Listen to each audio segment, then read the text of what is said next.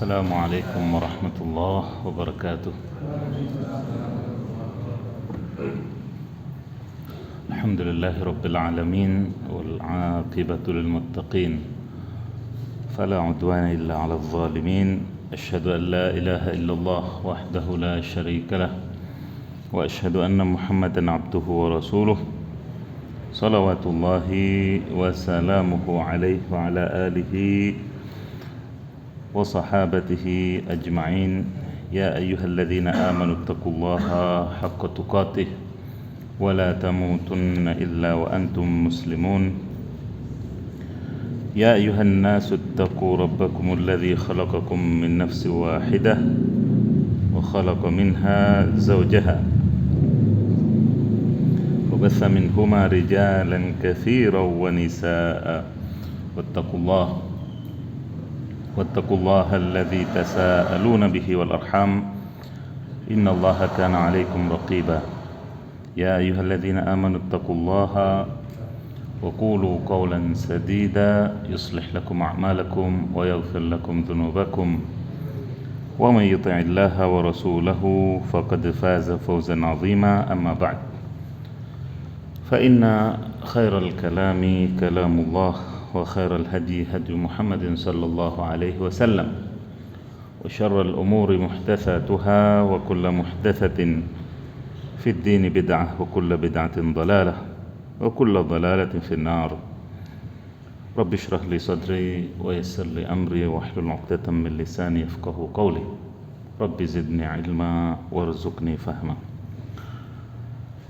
Jamaah yang saya hormati dan dirahmati oleh Allah, kembali kita dipertemukan oleh Allah Subhanahu wa taala dalam majelis yang mulia ini, di masjid yang kita cintai ini, dalam rangka mengkaji asma-asmanya yang mulia. Semoga Allah Subhanahu wa taala melapangkan dada kita, membuka pemahaman kita sehingga kita lebih dekat kepadanya. Salawat dan salam kita haturkan kepada Nabi tercinta termulia Muhammad sallallahu alaihi wasallam, begitu pula kepada keluarga beliau, para sahabat setia beliau dan seluruh pengikutnya. Jamaah yang dirahmati oleh Allah, pada kesempatan yang lalu kita telah sampai kepada poin tentang masih di bab atau di asma Allah Ar-Razzaq atau Ar-Raziq, di mana kita sampai pada poin pembuka pintu rizki dan pengundang berkahnya. Beberapa sudah kita sebutkan, diantaranya takwa kepada Allah, kemudian menjaga salat 5 waktu, kemudian membayar zakat plus bersedekah juga, lalu bertawakal dengan tawakal yang benar, itu juga pintu rezeki, yaitu yang dimaksud dengan bertawakal yang benar kepada Allah, hati bergantung ke langit sedangkan panca indera itu bergerak di muka bumi, ya. Kata orang awam di Arab sana, al-harakah barakah. Nah, pokoknya bergerak itu membawa berkah. Kemudian berbakti kepada kedua orang tua, dan sudah juga kita sampaikan bagaimana, ya, hatta bahkan orang kafir pun yang berbakti kepada kedua orang tuanya itu menjadi rahasia kelancaran rizkinya. Subhanallah, apalagi mukmin.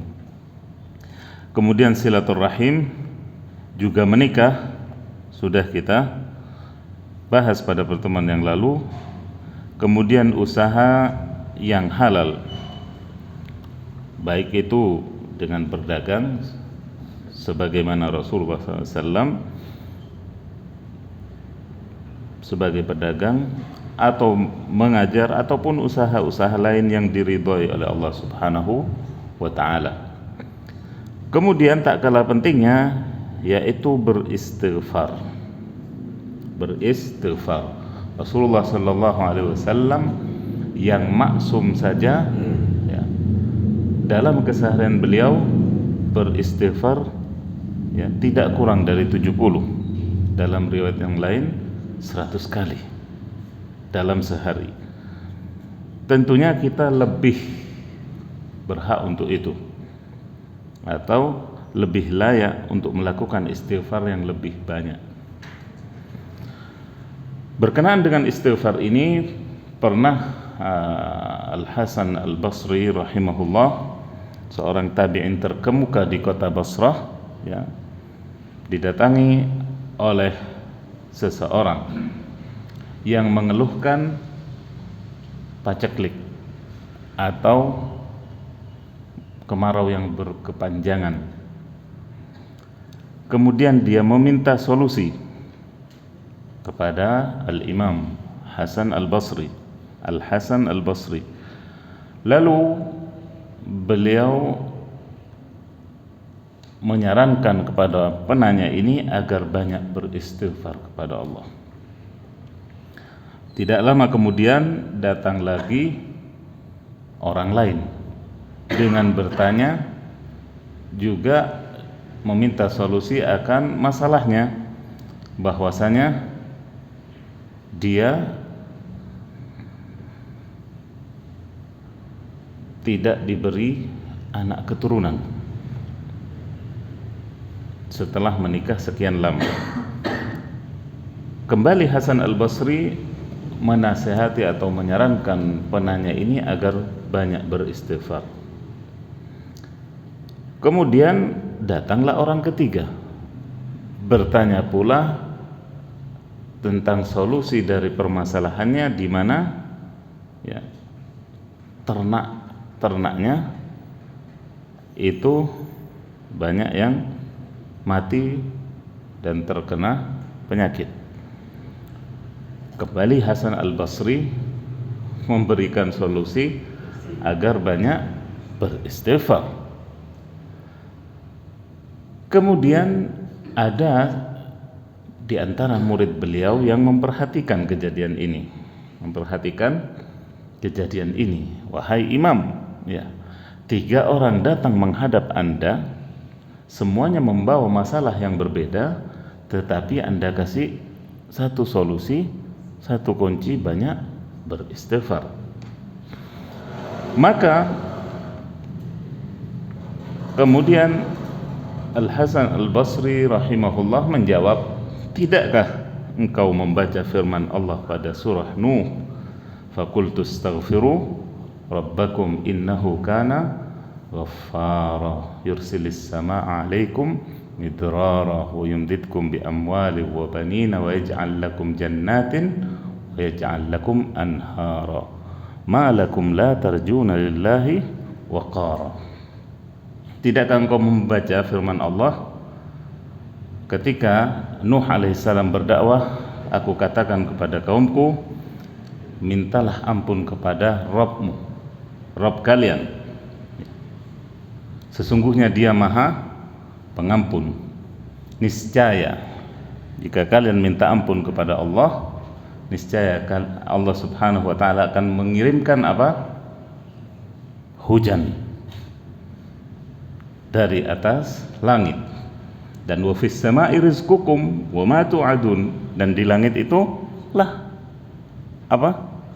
Rezeki kalian.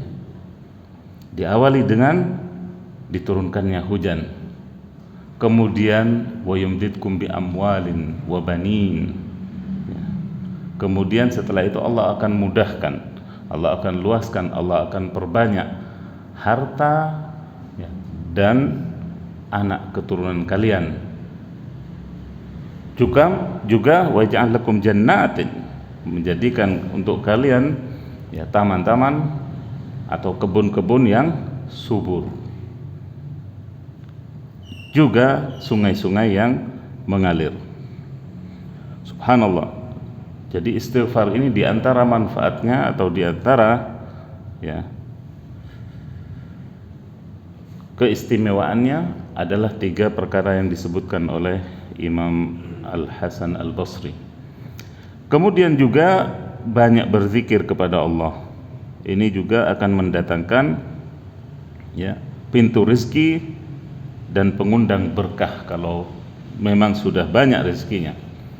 Terkadang kita punya banyak rezeki tapi kurang berkahnya. Dengan banyaknya kita berzikir, dengan banyaknya kita beristighfar, Allah limpahkan keberkahan pada apa yang kita punya. Bentuk keberkahan itu ya diantaranya bahwasanya 1 juta di tangan saya beda dengan 1 juta di tangan Anda. 1 juta di tangan Anda juga beda dengan 1 juta di tangan orang di luar sana. Beda masing-masing kita. Allah taruhkan keberkahan bukan dengan nominal, bukan dengan angkanya. Itulah keberkahan yang merupakan salah satu rahasia Allah Subhanahu wa ta'ala. Kemudian juga termasuk diantaranya zikir yang diutamakan adalah ucapan la haula wala quwata illa billah. Ketika kita ditimpa kesempitan, ya, ketika kita ditimpa dengan ya jalan buntu dalam suatu masalah, perbanyaklah hauqalah atau la haula wala quwata illa billah. Nah, kemudian juga kita memohon kepada Allah Subhanahu wa taala sifat qanaah, yaitu merasa cukup dengan karunia Allah Subhanahu wa taala. Mencukupkan di sini yaitu mencukupkan dari yang halal-halal saja, dari yang bersih-bersih saja. Itu makna qanaah yang dimaksud tentunya yang utama. Kemudian juga makna yang lebih luas, yaitu perasaan kaya hati, kaya hati, di mana ya kadang orang kaya pun itu miskin hatinya. Kadang orang kaya pun itu miskin hatinya, tapi alangkah beruntungnya orang yang kaya hartanya juga kaya hatinya. Nah, kemudian juga bersyukur atas karunia Allah. Ini akan membukakan pintu-pintu rezeki yang lain, sebagaimana Allah nyatakan pada surah Ibrahim, ya, wa idz ta'adzana rabbukum la in syakartum la azidannakum wa la in kafartum inna azabi lasyadid. Dan Allah telah memaklumkan bahwasanya jika kalian bersyukur la azidannakum, pasti aku tambah. Andai ayat ini berhenti di sini, andai ayat ini berhenti di sini, tentu kita lapang dada, atau ya Allah, saya tidak perlu, mungkin ada di antara kita, saya tidak perlu tambahan, cukup dengan yang ada sekarang. Tapi Allah tidak berhenti di sini. Ada ancaman sesudahnya. Wala in kafartum, hati-hati. Ya, ayat tadi dibuka dengan apa? Dengan harapan bahwasanya Allah akan menambah bagi hamba-hambanya yang pandai mensyukuri. Tidak cukup di sini, sekali lagi, akan tetapi Allah tutup ayat ini dengan ancaman, hati-hati. Wala in kafartum inna azabi lasyadid. Ya. Akan tetapi jika kalian kufur, mengingkari, maka ketahuilah siksaku amat pedih. Dan yang namanya bersyukur tidak hanya dengan ungkapan alhamdulillah, apalagi mengucapkan. Ini lebih parah lagi. Mengucapkan saja enggak, apalagi kemudian dengan perbuatannya. Bentuk syukur kita ketika diberi kelebihan oleh Allah Subhanahu wa ta'ala, kita pergunakan untuk ketaatan kepadanya. Itu bentuk syukur dengan perbuatan. Dengan perbuatan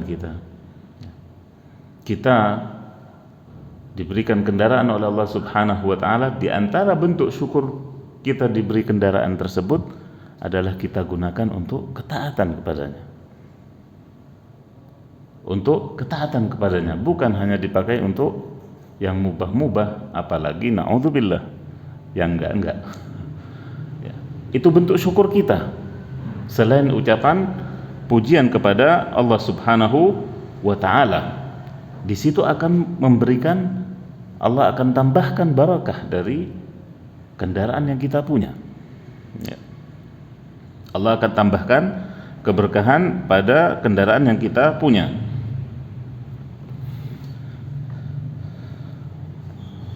Maka kalau saya pribadi misalnya ketika melihat berhenti di lampu merah, bertafakkur misalnya atau tadabbur, melihat kendaraan misalnya yang agak-agak antik, saya melihatnya subhanallah, betapa barokahnya kendaraan ini.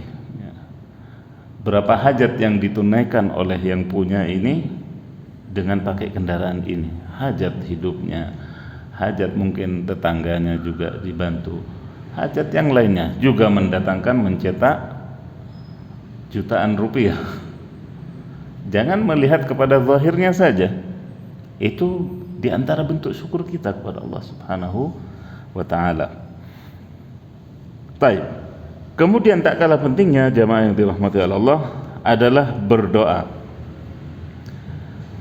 Berdoa kepada Allah Subhanahu wa ta'ala dengan mengharapkan karunia-Nya. Ya. Meskipun kita diberi oleh Allah harta karunia dunia yang melimpah, kita tetap mengharapkan dari Allah Subhanahu wa ta'ala. Berarti tamak, Ustaz? Tidak. Bukan berarti tamak atau rakus. Karena Ayub alaihissalam memberikan contoh kepada kita, selain Rasulullah SAW juga tentunya sebelum itu. Ketika Ayub alaihissalam melampaui ujian yang luar biasa, kesabarannya sudah teruji sampai menjadi legenda, menjadi sebutan orang, isbir sabra Ayub, bersabarlah engkau seperti sabarnya Ayub. Taib, kesehatannya dipulihkan oleh Allah, begitu pula anak-anaknya diberikan anak turunan kembali, kemudian harta kekayaannya kembali. Suatu ketika Ayub alaihissalam mandi, kemudian ada belalang dari emas. Allah kirimkan belalang dari emas. Bayangkan, belalang dari emas. Kemudian Ayub menangkapnya alaihissalam. Kemudian ada teguran, ya. Ada teguran, mengapa engkau masih saja, ya, artinya panjang mata, bukan panjang lidah ini. Panjang mata, ngelihat, ya, karunia luar biasa dari Allah Subhanahu wa ta'ala, tidak mau terlewatkan Ayub alaihissalam. Beliau tangkap. Maka Ayub alaihissalam menjawab bahwasanya aku tidak merasa puas dengan karunia Allah Subhanahu wa ta'ala. Aku ini tidak pernah kaya untuk menerima karunia dari Allah Subhanahu wa ta'ala. Akan tetapi sekali lagi juga penyalurannya hati-hati. Jangan cuma menumpuk dan menumpuk, tapi di situ ada titipan Allah Subhanahu wa ta'ala, di situ ada hak fakir miskin, kaum du'afa dan sebagainya. Ini yang dimaksud berdoa dengan mengharapkan karunia-Nya serta berlindung dari kefakiran. Di antara bentuk doa kita, Nabi SAW juga berlindung kepada Allah. Allahumma inna na'udzubika minal kufri wal faqri, ya, wal qilla wal zilla wal aila wal qaswa ila akhirih. Nabi SAW berdoa berlindung kepada Allah dari kekufuran, kemudian kefakiran. Nabi gandingkan, Nabi urutkan langsung sesudah kekufuran, kefakiran. Nabi dan banyak dari sahabat itu miskin, bukan fakir. Beda antara fakir dengan miskin. Undang-undang kita juga membedakan fakir, miskin, dan anak-anak terlantar. Kenapa disebut fakir dan miskin? Berarti ada perbedaannya. Fakir adalah orang yang sama sekali tidak punya income atau pendapatan, apalagi untuk menutupi kebutuhannya. Sedang orang miskin itu punya income, punya pemasukan, punya pekerjaan, punya pendapatan, tapi tidak mencukupi. Itu bedanya. Al-faqir mu'dam, kata orang ma'dum. Orang fakir itu dah punya sama sekali, dah punya apa-apa. Itu fakir. Makanya Umar bin Al-Khattab radhiyallahu anhu menyatakan, "Lau kana al-faqru rajulan laqataltuh." Allah. "Lau kana al-faqru rajulan laqataltuh," kata Umar bin. Seandainya yang namanya kefakiran itu berwujud orang laki-laki, aku bunuh orang itu. Kata Umar bin Al-Khattab radhiyallahu anhu. Makanya asar juga disebutkan kadal faqru, dalam asar disebutkan kadal faqru ayyakuna kufran. Hampir saja kefakiran itu menyeret kepada kekufuran. Taib, saudara-saudara kita yang kena satu bungkus Indomie apa itu, kenapa kemudian beralih agama? Karena kefakiran. Na'udzubillah minal faqr. Na'udzubillah minal faqr. Makanya di sini sekali lagi jangan lupa selipkan dalam doa kita untuk berlindung kepada Allah dari kefakiran. Ya. Baik. Jadi tidak ada kebaikan dalam kefakiran itu. Tidak ada kebaikan dalam kefakiran, makanya Rasulullah SAW berlindung darinya. Makanya Rasulullah SAW berlindung darinya. Makanya Umar bin Khattab memeranginya dengan menyatakan sampai mengumpamakan seperti itu. Ya. Baik. Kemudian juga diantara pembuka pintu rezeki dan pengundang berkahnya adalah mengulang-ulang haji dan umrah,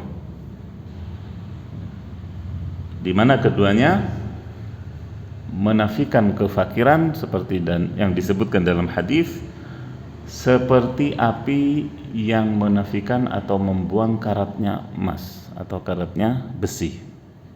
Ya. Yang namanya pengulangan haji dan umrah bagi yang mampu tentunya.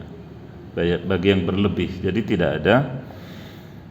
tidak ada mubazirnya ketika seseorang ya mengulang haji dan umroh, meskipun juga ya, dilihat sikonnya, tentunya dilihat sikonnya, karena diantara ulama ada yang tidak menganjurkan pengulangan yang demikian, terlebih ketika sekarang peraturannya ya juga keterbatasan tempat di situ, jumlah kaum muslimin juga yang berlimpah, sehingga tidak mungkin penampungan tempat yang sekian yang terbatas, kemudian ya fasilitas ataupun servis juga yang dikedepankan tentunya terbatas. Namun di sini ya, peraturannya 5 tahun sekali, jadi 5 tahun sekali. Paling kalau kita hitung haji kita terakhir tahun berapa, kemudian 5 tahun sesudahnya itu baru keluar visanya lagi. Itu bukan hanya jamaah haji luar Saudi, tapi yang di dalam pun demikian juga ya, dibatasi 5 tahun sekali, kecuali petugas. Nah ini enaknya jadi petugas. Nah kemudian jihad di jalan Allah. Mungkin diantara kita ada yang bertanya, bagaimana jihad itu menjadi pembuka pintu rezeki dan pengundang berkahnya, selain penegak agama dan kemuliaan kaum muslimin. Jihad itu juga pintu rizki.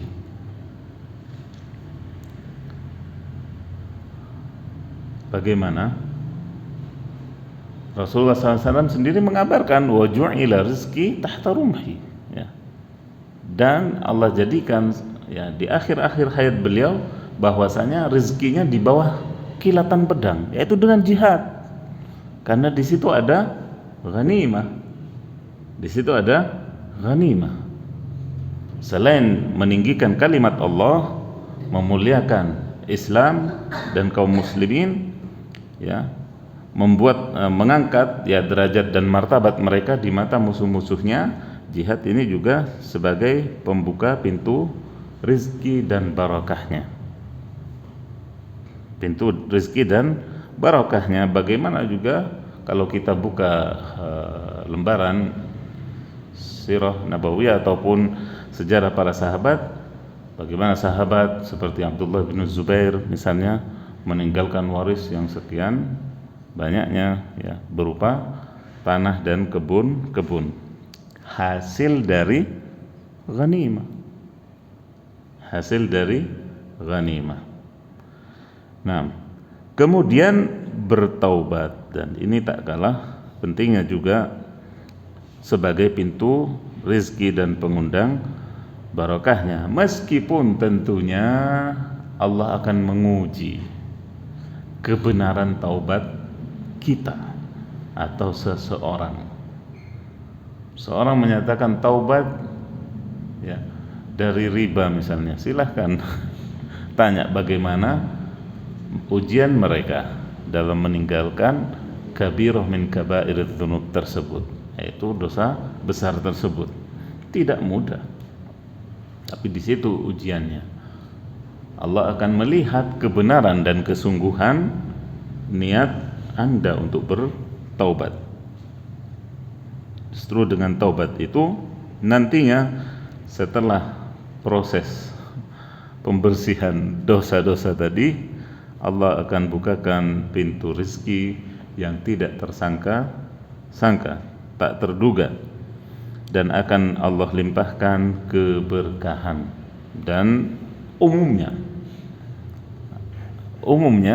orang bertobat biasanya memang dari, ya, harta-harta yang tidak bersih, ya, dari harta-harta yang tidak bersih, selain tentunya dosa-dosa yang lain juga, ya, dosa-dosa yang lain, ya, di mana kabair atau dosa-dosa besar yang lain itu butuh taubat untuk menghapusnya, dengan syarat-syaratnya tentunya yang sudah dimaklumi bersama.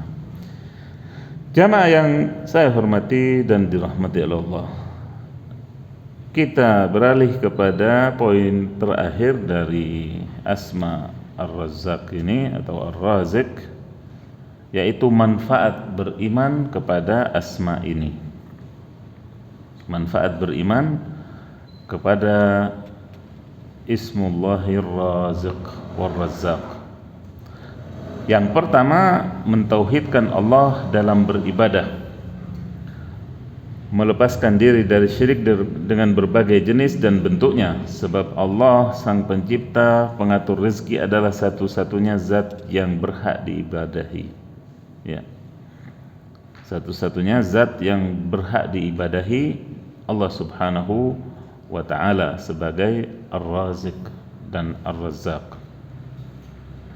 Ini dibutuhkan oleh kita dalam bertauhid.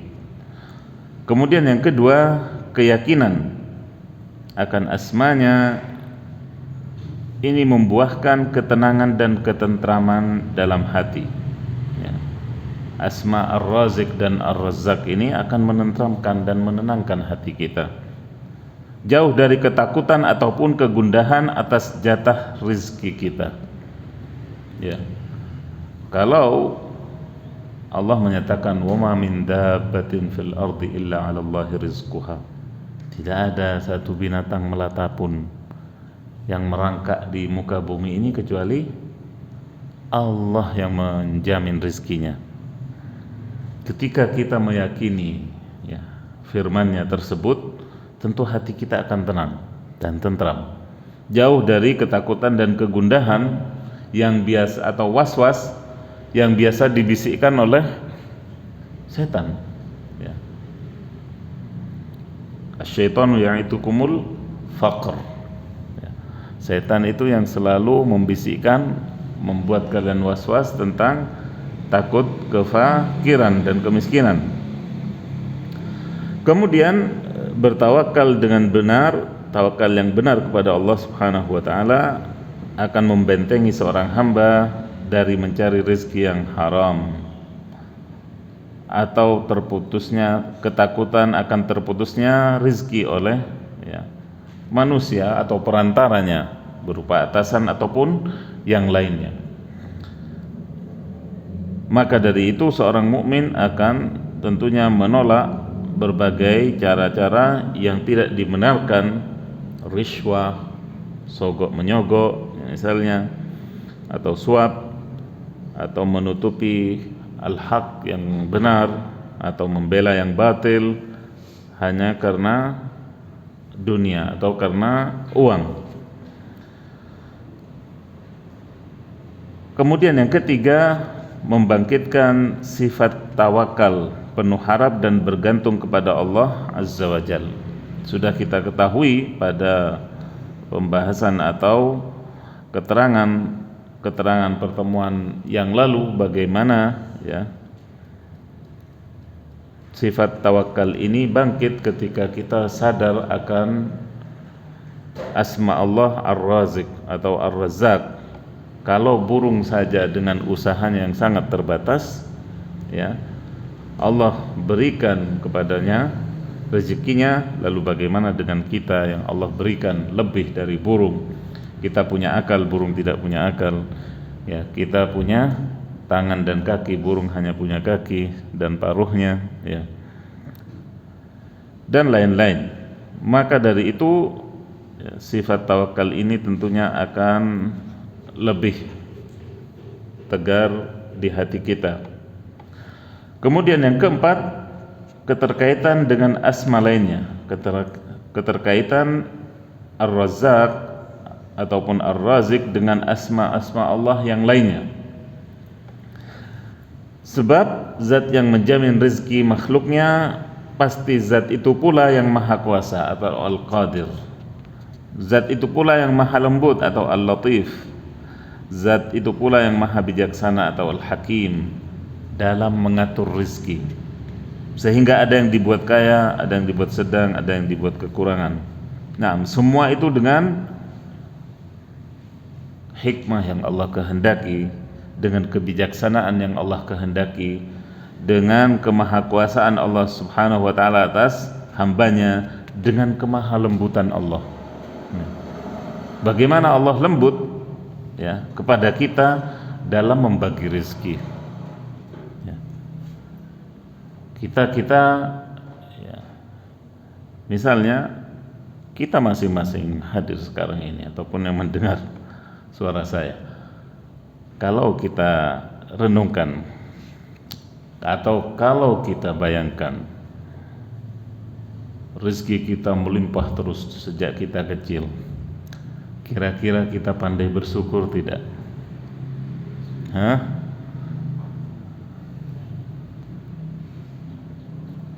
Belum tentu, bahkan lebih banyak enggaknya. Terus terang saja, walau basatallahu rizqa fil ard labaghaw fil ard, andai Allah tumpah ruahkan rezeki itu, labaghaw fil ard, tentunya rezeki itu tidak ada nilainya. Makanya kita jangan kaget kalau ngelihat orang misalnya tingkahnya kepada rezeki Allah itu seolah-olah biasa, seolah-olah tidak berarti, seolah-olah punya kontrak dengan Allah bahwasanya tiap hari saya harus sarapan roti keju atau nasi pecel 3 kali sehari dengan makan yang lainnya, makan yang enak terus. Padahal tidak. Dari sini kita lihat maha lembutnya Allah Subhanahu wa taala. Ketika kita yang merantau misalnya, tahu rasanya lapar, tahu kehabisan bekal, justru di situ ada kelembutan Allah Subhanahu wa taala. Sebab ketika merantau, iman kita diuji, ketakwaan kita diuji dengan berbagai ujiannya. apalagi ketika masih bujang, ya kan, harus banyak tadabbur surah Yusuf. Apalagi kota Malang misalnya, kota pelajar atau kota-kota yang lainnya. Ya. Kalau sudah, makanya Imam Syafi'i menyatakan bahwasanya masa muda, waktu luang, fulus, kekayaan, mafsadatun lil fata, perusak bagi pemuda. Kalau sudah sendirian, tidak ada yang kenal kanan kiri, ya, kemudian tenaga lebih, kemudian fulus juga lebih, wah, fujur. Fa'alhamaha, apa kata Allah? Bukan takwanya yang didulukan, fujuraha baru taqwaha. Hati-hati. Di situ rahasia Al-Latif, kelembutan Allah kepada kita. Kalau kita melihat dari kacamata mukmin, kacamata iman, kita akan bersyukur pernah mengalami, ya, kanker, kantong kering. Kita mengalami kehabisan bekal kita sehingga hidup, akal pikiran kita jalan. Bagaimana bertahan hidup, bagaimana seperti itu. Di situ sekali lagi ada al-lutf, kelembutan Allah Subhanahu wa taala. Baik. Adapun orang kafir ataupun fasik tapi masih menerima rezeki Allah, itu menunjukkan ke maha belas kasih Allah Subhanahu wa taala dan rahmatnya yang luas, ya. Makanya jangan salah paham, jangan salah mengartikan ketika melihat, ya, non muslim itu lebih ekonominya dari muslim. Pertama, mereka menghalalkan segala cara, kita tidak. Sebelum itu Nabi nyatakan lahumud dunya wa lanal akhirah, bagi mereka itu dunia, bagi kita akhirat. Kemudian juga bahwasanya, ya, itulah surga mereka di sini, sedangkan surga kita kelak di akhirat. Nah, dan masih banyak, ya, sisi-sisi positif lainnya ketika kita memandang fakta atau kejadian yang seperti disebutkan di sini.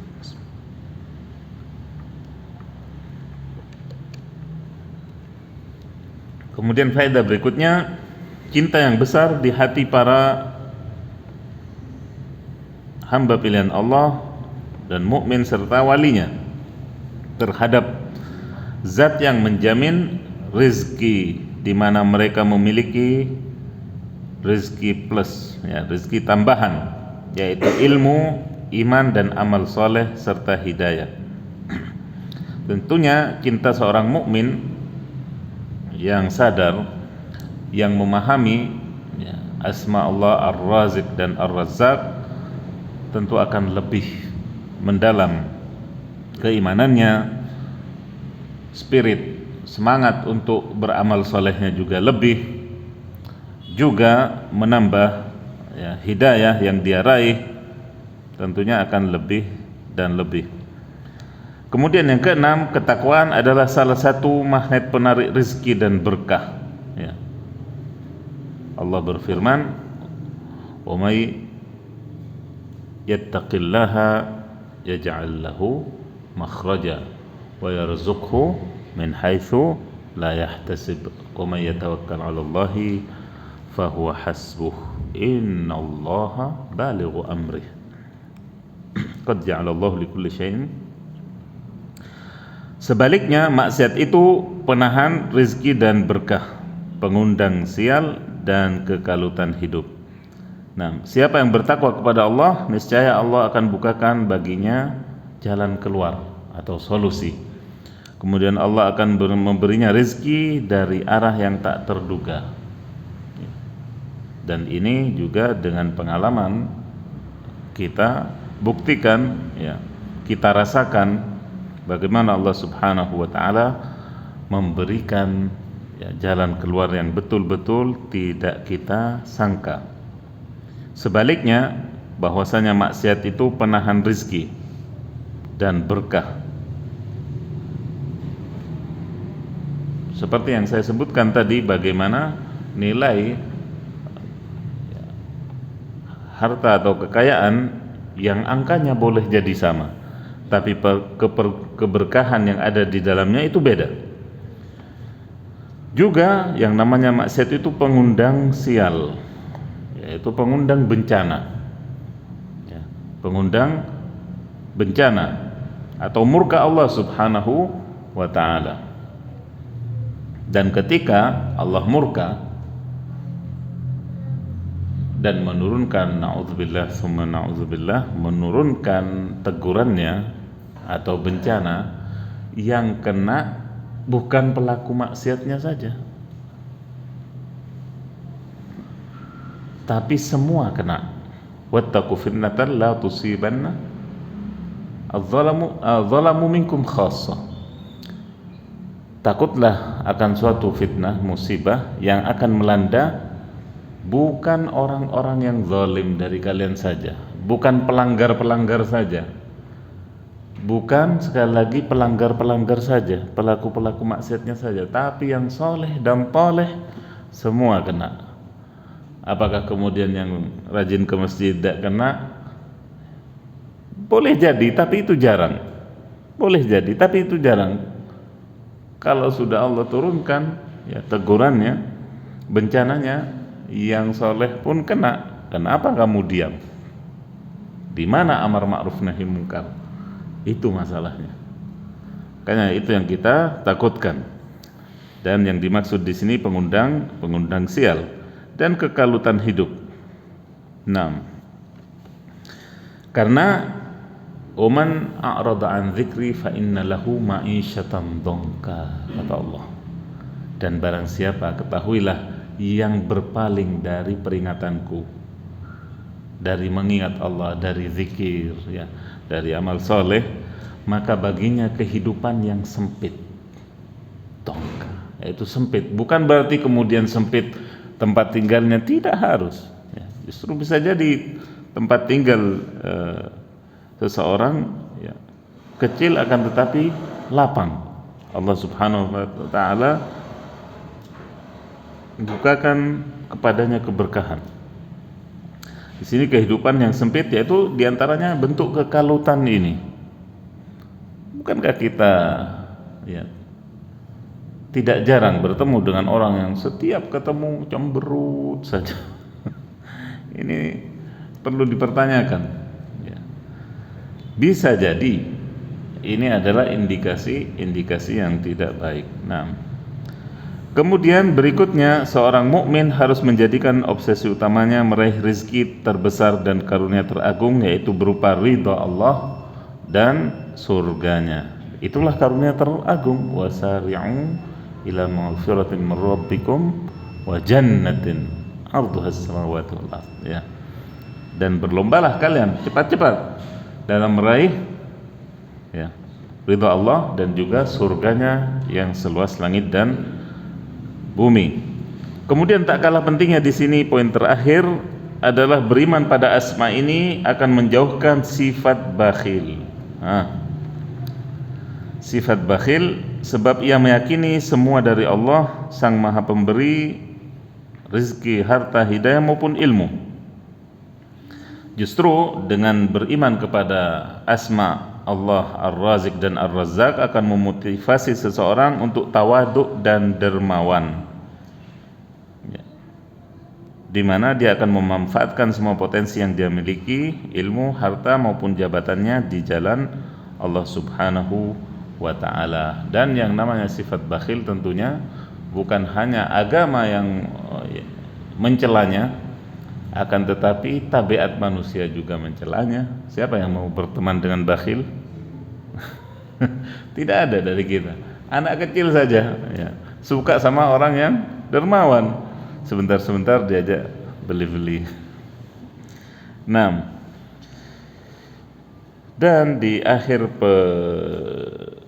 atau penutup dari asma Allah Ar-Razik di sini terdapat satu doa dari yang diajarkan oleh Nabi sallallahu alaihi wasallam yang juga hendaknya selalu kita panjatkan, Allahumma kfina atau Allahumma kfini bihalalika an haramik wa aghnini bifadlika amman siwak. Ya Allah, ya cukupkanlah dengan rezekimu yang halal agar aku terhindar dari yang haram, dan juga cukupkanlah aku dengan karuniamu sehingga aku tidak butuh kepada selainmu, sehingga aku tidak butuh kepada selainmu ya Allah, sehingga aku tidak jadi benalu. Tahu benalu? Bisanya numpang, na'udzubillah. La. Kita meminta kepada Allah Subhanahu wa taala agar kita bisa mandiri dalam beribadah kepadanya, dalam juga berdakwah kepadanya, dalam juga masalah rezeki kita bisa mandiri. Itu yang kita minta kepada Allah Subhanahu wa taala, tidak menjadi beban bagi orang. Na'udzubillah. Ya, tidak menjadi beban bagi orang, dan ini yang kita sekali lagi selalu minta kepada Allah Subhanahu wa ta'ala. Allahumma kfina bihalalika an haramik wa aghnina bifadlika amman siwak. Allahumma absut alaina min barakatika wa rahmatika wa fadlika wa rizqik ya rabbal alamin. Subhanakallahumma wa bihamdik asyhadu an la ilaha illa anta astaghfiruka wa atubu ilaik. Thumma assalamu alaikum warahmatullahi wabarakatuh.